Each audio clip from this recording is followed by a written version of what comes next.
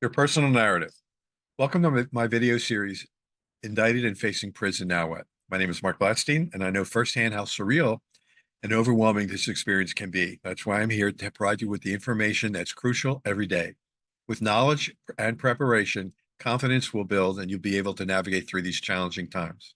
The Department of Justice and FBI, if they've been asking questions, that means their case is mostly complete.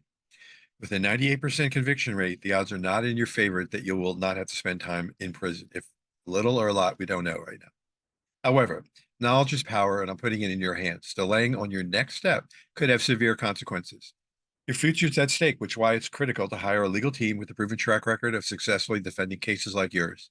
Don't settle just for experience. It's important to have a legal team that you feel is a good fit for you to allow you to get the best possible outcome. Making the right choices today can help you move forward with confidence tomorrow.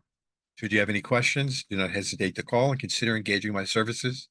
240-888-7778. This is your future and your life. I've already been through it. Or actually, you don't really get through it. You deal with it every day, but I'm further along than you are. If your attorney doesn't believe in a narrative, this is your life. You get to decide. Insist that they include a narrative and it's in your pre-sentence report. I'm not saying this. This comes from federal judges, one being federal judge Mark Bennett. And if you cower to your attorney's wishes, no matter how sincere they may be, any regrets you have after sentencing cannot help you. Departure variances will be woven into the narrative. Start with, there's something called E factors. E factors refer to the circumstances that may warrant a departure from the sentencing guidelines established by the United States Sentencing Commission. These factors play a crucial role in the offense or your background, and the guidelines do not adequately consider. For example, you want to pay a specific importance to these guidelines. What's important is your role in the offense. If you weren't a leader, you don't want to have your pre-sentence report say that you were in charge of everybody. Your criminal history is important. It plays a role in establishing your pattern score. The presence of substantial assistance by you provided to law enforcement. Your physical and mental condition, mental illness. Did this contribute to the crime? Was there a significant history of abuse or trauma growing up? All this should go into your narrative and then pre-sentence report. Have you been in therapy? Has your attorney requested that you be evaluated? If they have, don't argue with them. Follow their recommendations. That's why you're paying them. Has your attorney, excuse me, if there's a current treating therapist, it's best for all that they appear as a witness. And their treatment records will likely be sought after by your attorney and probably also by the probation officer. Most judges would rather hear from the treating physician than a doctor for hire, which means that your therapist, if they're willing, would be beneficial if they could be at your sentencing, because judges would rather ask questions from the treating physician rather than just experts. This is not putting down expert testimony, because that can only come from a select few. Was there a substance of use involved in your charge? Did you start treatment before your indictment, before the guilty hearing, before the pre-sentence interview, or at sentencing? All of this is critical, because if you did, then that's good. That's good to include in your personal narrative, and it's good for the probation officer who's writing the report to know. All the better if you started Alcoholics Anonymous, Narcotics Anonymous, Gamblers Anonymous, or psychological counseling should be included both in your pre-sentence interview and then into the report, as well as your sentencing memorandum. Letters verifying either completion or your acceptance and the responsibility of the offense is important. And completion of these programs, of these psychology programs, the Alcoholics Anonymous, Narcotics, Gamblers, and the counseling.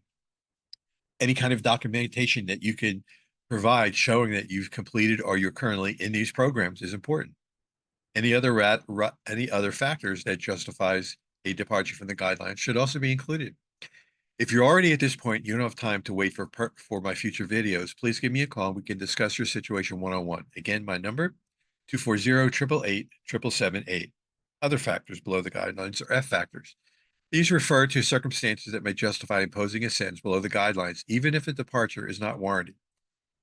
The factors are also considered under 18 U.S.C. 3553 guidelines and include: what was your involvement in the nature and circumstance of the offense? What is the history and characteristics of you?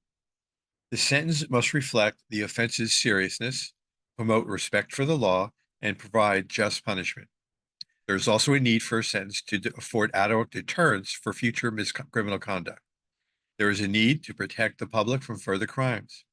And so you need to be provided with education and vocational training, medical care, and other correctional treatments. In other words, the court and the Bureau of Prisons need to provide you with educational, vocational training, health care, and other correctional treatment.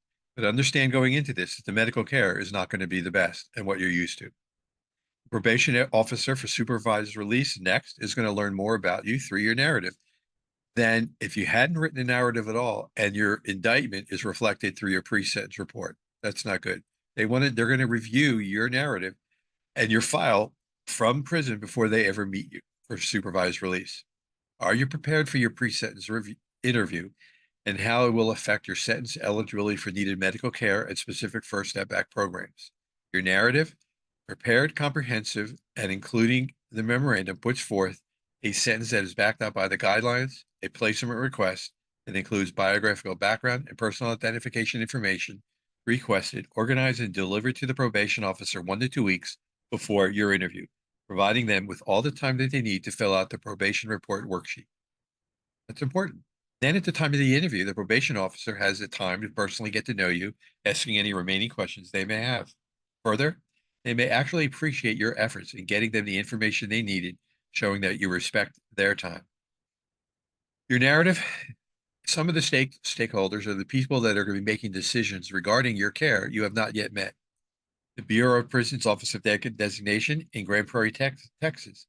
As part of your pre-sentence report, it will impact where they place you, yet you're never going to meet them. You've yet to meet the Bureau of Prison staff, the warden, unit team, and your case managers. For case managers and unit teams, they're also employees, and they see hundreds of inmates, if not thousands, yearly. So how can you differentiate yourself to them? Demonstrate that you're staying out of trouble, doing your job, attending the First Step Back classes that they've recommended, and hopefully doing other constructive activities or work. Reading nonfiction books wherever you have an interest, and that can be in history, biography, science, astronomy, anywhere that you have an interest, marketing, and then documenting everything. You should document every class that you take, what you've learned, the date, who taught it, every book that you read. If there's information in there that you think that you could, as a resource, refer to later after prison, write it down, because you're not going to remember it in the actual book and where it came from in the book later.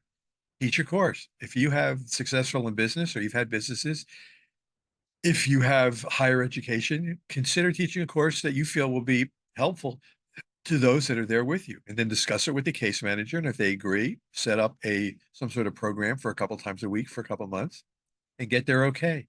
But document everything you do. This is what I've learned from others. And quite frankly, in medicine and law, if we do something and it's not written down, we can't bill for it. It's not been done.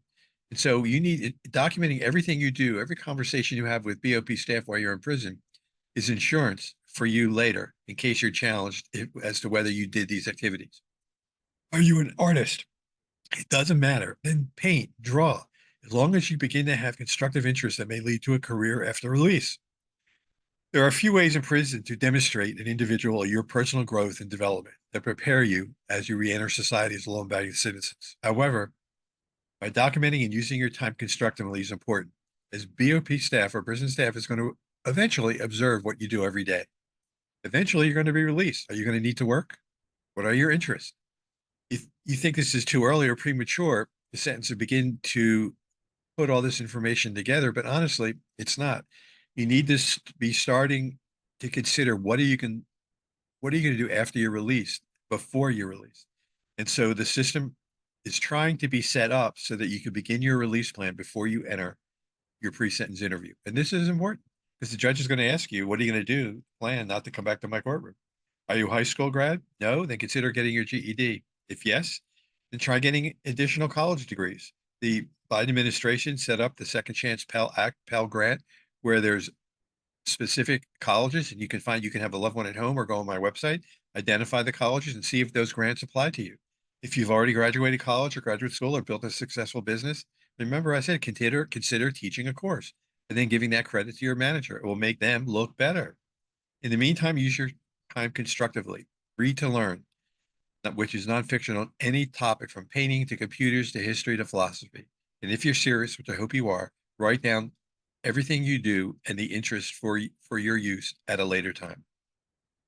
To engage my services or have your questions answered, call me at 240-888-7778. Call me today. This is my cell phone, and I personally answer and return all calls. You can also get additional information on my website at pprsus.com, which is P as in Paul, P as in Paul, R as in Robert, S as in Sam, US.com. I'm grateful for you taking the time to listen today, and I hope you have a safe day.